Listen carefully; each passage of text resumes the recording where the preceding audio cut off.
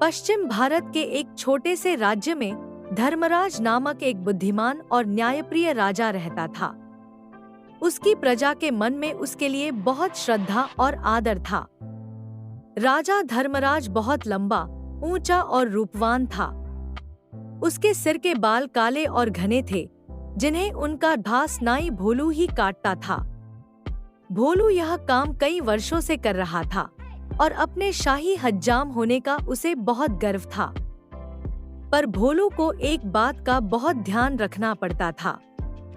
जब भी वह राजा के बाल काटने जाता, उसे याद रखना पड़ता था कि वह राजा के साथ बिल्कुल अकेला हो।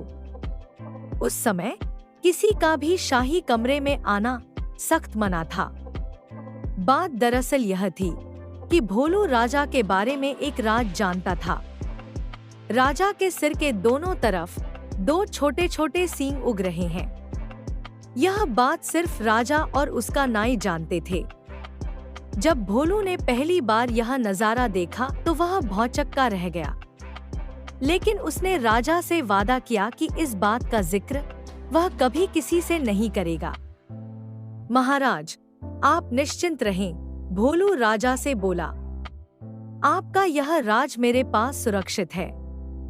किसी और को इस बात की कानों कान भी खबर नहीं होने पाएगी। ऐसा सुनकर राजा धर्मराज ने राहत महसूस की। उसे डर था कि अगर लोगों को इस बात की जानकारी हो गई तो राज्य भर में उसकी खिल्ली उड़ेगी। हो सकता है लोग उसका आदर करना बंद कर दें या फिर नए राजा की ही मांग करने लगे। इसलिए भोलू के वादे के बावजूद राजा ने उसे सख्त हिदायत देते हुए कहा, भोलू, अगर तुमने अपना मुंह खोला तो जान लो, सजा तो मिलेगी ही, देश निकाला भी मिलेगा। भोलू हज्जाम की डर के मारे घिघी बंध गई। उसने कानों को हाथ लगाया और अपना मुंह बंद रखने की कसम खाई। कई वर्ष बीत गए। भोलू को अपना वादा याद रहा। उसकी स्वामी भक्ति से प्रसन्न राजा यदाकदा उसे अच्छे अच्छे उपहार भी देता रहता। पर समय बीतने के साथ साथ भोलू के सब्र का बांध भी टूटने लगा। उसके पेट में वह राज अब पचता नहीं था और वह चाहता था कि कोई तो ऐसा हो जिसे वह राजा के सींगों वाली बात बता सके। लेकिन राजा की चेतावनी उसे चुप रहने पर मजबूर करती थी। एक दिन भोलू राजा के बाल काटकर महल से लौट रहा था और रास्ते भर उसकी सींगों के बारे में सोचता रहा। भोलू का घर एक छोटे से जंगल के उस पार था। ऊंचे ऊंचे पेड़ों और लटकती बेलों के बीच में से धीरे धीरे चलता हुआ भोलू जब थक गया तो सुस्ताने के लिए एक घने पेड़ के नीचे बैठ गया। भोलू को रह रहकर सींग याद आ रहे थे। फिर यकायक वह उठकर खड़ा हो गया। वाह, जवाब नहीं मेरे दिमाग का, भोलू बोला और उस पेड़ को देखने लगा जिसके तले वह बैठा था। भाई, इस पेड़ को तो बता सकता हूँ ना, राजा के उन अजीब सींगों के बारे में। अब यह रहस्य मेरे पेट में नहीं पचता। पेड़ तो बोल सकता नहीं और इस तरह किसी और को यह बात पता चलने का डर भी नहीं है। पेड़ के पास यह भेद हमेशा भेद रहेगा और मैं भी इस बोझ से मुक्त हो जाऊंगा। भोलू ने ऐसा निश्चय किया और जोर से बोला, हे पेड़, आज मैं तुम्हें एक भेद बताने वाला हूँ। हमारे राजा धर्मराज के सिर पर दो सींग हैं। हाँ हाँ, उसके दो सींग हैं। इतना कहकर हज्जाम बेतहाशा हंसने लगा और हंसता ही गया। हाँ हाँ हाँ, हो। वह भयंकर भेद आखिर खुल ही गया। भोलू खुश था, उसका भार जो हल्का हो गया था। उसके बाद वह आराम से घर पहुंच गया। अगले दिन एक लकड़हारा उसी जंगल में गया और उसी पेड़ के पास जाकर रुक गया। इस पेड़ की लकड़ी तो बहुत शानदार है, इसका ढोल बड़ा अच्छा बनेगा, वह सोचने लगा। फिर क्या था, कुल्हाड़ी के कुछ प्रहारों से ही पेड़ नीचे आ गिरा। लकड़हारे ने वह लकड़ी एक ढोल बनाने वाले के हाथों बेच दी और उसने एक बहुत सुंदर ढोल तैयार कर दिया। यह मेरे जीवन का सबसे अच्छा ढोल है, ढोल वाला खुश होकर बोला। कल बाजार जाकर इसे अच्छे दाम पर बेच दूंगा। अगले दिन ढोल वाला बाजार गया और एक कोने में खड़ा होकर ढोल बजाने लगा। ढोल से बड़ा सुरीला स्वर हुआ। ढोल वाला उसकी आवाज सुनकर झूम उठा। वह चिल्लाकर बोला, बाबू, यह ढोल खरीदो। कोई है जो इस शानदार जानदार ढोल को खरीदे? धीरे धीरे उसके इर्द गिर्द भीड़ जमा हो गई। लोग खामोश होकर ढोल की मजेदार आवाज सुनने लगे। भाई वाह, क्या कहने हैं इस ढोल के, एक बूढ़े आदमी ने तारीफ की। तारीफ सुनकर ढोल वाला और भी जोर से ढोल पीटने लगा। तभी उस ढोल में से एक अजीब आवाज आई। लोगों के कान खड़े हो गए। उनका दिल धक से रह गया। धम धम धम ढोल बजा। आज मैं तुम्हें एक भेद बताने वाला हूँ। हमारे राजा धर्मराज के सिर पर 2 सींग हैं। हाँ हाँ, उसके 2 सींग हैं। हाँ हाँ हाँ, लोग वहां जड़वत खड़े हो गए।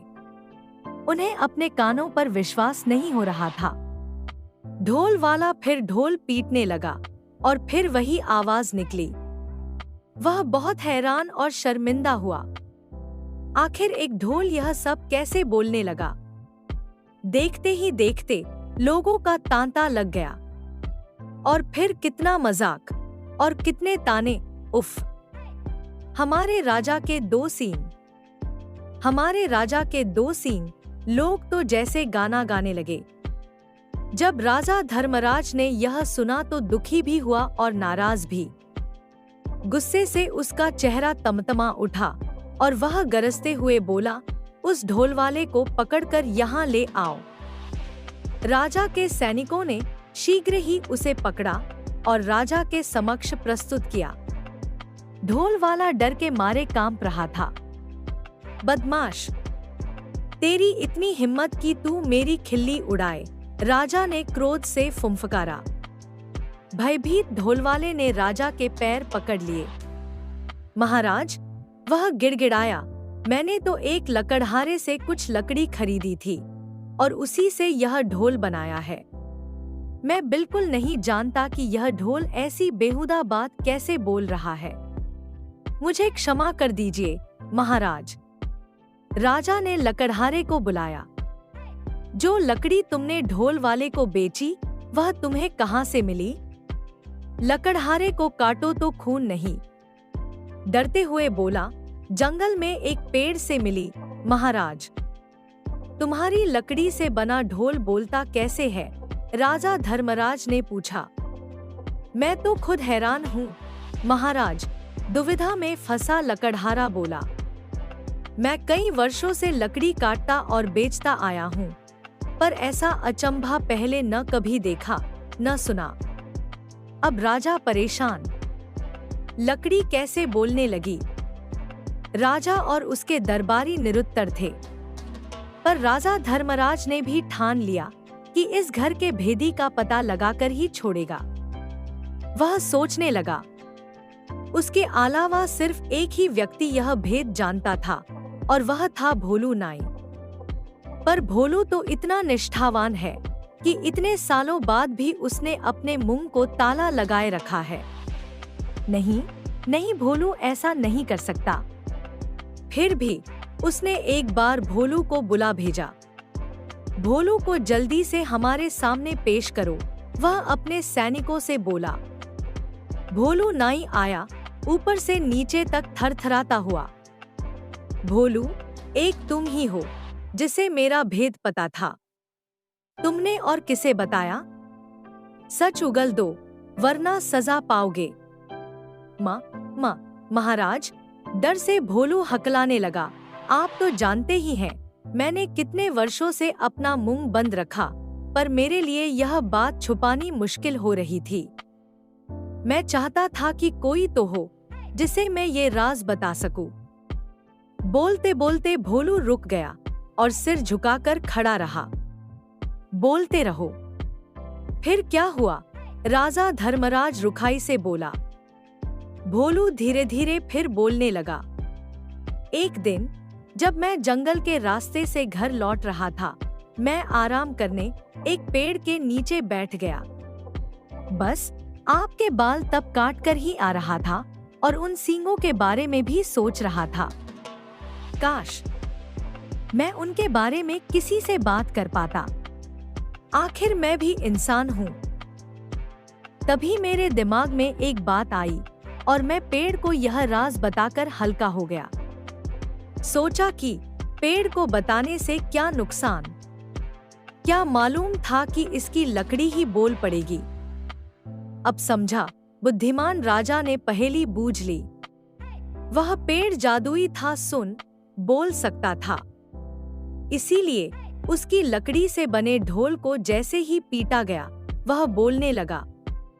और जो कुछ तुमने मेरी सींगों के बारे में कहा, वही शब्द वह दोबारा दोहराने लगा। जादुई ढोल की उलझन सुलझाने के बाद राजा ने भोलू नाई की तरफ देखा। भोलू शर्म से सिर झुकाए खड़ा था। लकड़हारा और ढोल वाला भी अपने हाथ बांधे राजा का आदेश सुनने के लिए खड़े थे। राजा धर्मराज बुद्धिमान ही नहीं, न्यायप्रिय भी था। उसने तीनों को क्षमा कर दिया, क्योंकि वह जानता था कि ढोल के जादुई होने में उनका कोई दोष नहीं था। वह मुड़ा और उनसे बोला, मैं तुम सबको माफ करता हूँ। तुम तीनों लोग जा सकते हो। तीनों को अपने को क्षमादान मिलने पर विश्वास नहीं हुआ। राजा को नमन करते हुए वे बोले, राजन, आप महान हैं। आपकी इस कृपा के लिए शत शत धन्यवाद। दोस्तों, आज की कहानी यहीं समाप्त होती है। कल फिर मिलेंगे इसी मंच पर रात 10:30 बजे एक और नई कहानी के साथ बने रहने के लिए चैनल को सब्सक्राइब करके बेल आइकन पर क्लिक जरूर कर ले। नमस्कार।